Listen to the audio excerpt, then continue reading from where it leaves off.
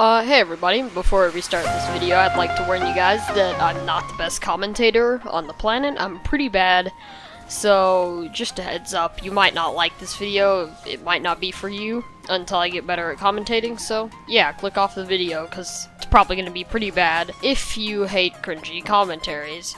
Anyway, let's get on with the video. Hey guys, today we're going to be looking at the Pyro update. More specifically, the buff and the two nerfs of Spy's weapons, the Ambassador, the Your Internal Reward, and the Dead Ringer. We're going to be reviewing them in an order. The Ambassador, Your Internal Reward, and Dead Ringer, the most controversial of the few, and the most annoying to fight against. Anyway, starting with the Ambassador, I really feel this nerf was not justified.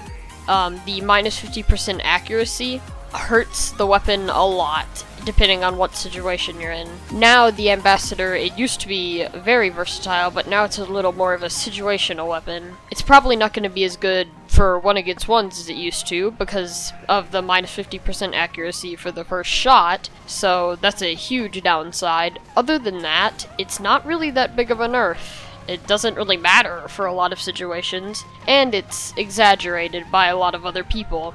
Anyway, on to the Your Internal Reward. The Your Internal Reward's buff was very justified. It definitely needed a buff, as it fell short of almost every other knife in the game by a large margin. As the Your Internal Reward can't disguise without getting a backstab, which is very hard to do without a disguise 90% of the time.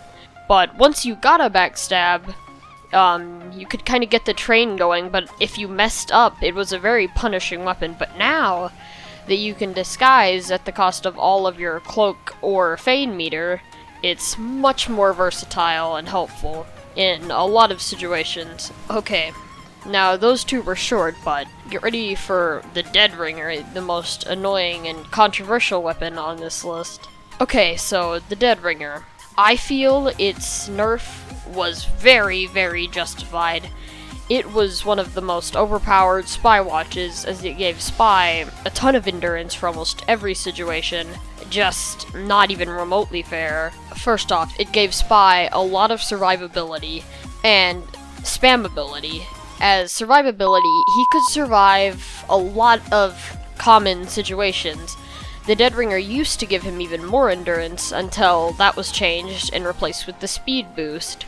With the current Dead Ringer nerf, you can't pick up ammo boxes or regenerate it from a dispenser now, so I feel this new Dead Ringer will be much more balanced because its old counterpart had a lot of spammability to it, as you could walk over to an ammo pack right after the enemy team might have thought you died, or you can just spam it over and over and only use it as a crutch. But it really depends on who's using it, as some spies, new or just generally unexperienced spies, will just spam the Dead Ringer and they won't know the proper way it was intended to use, even though sometimes spamming it was just more effective. But with this new nerf, it's gonna have a higher skill ceiling and be a much more accepted weapon. Another problem with the Dead Ringer was it was just very, very unfair to fight against.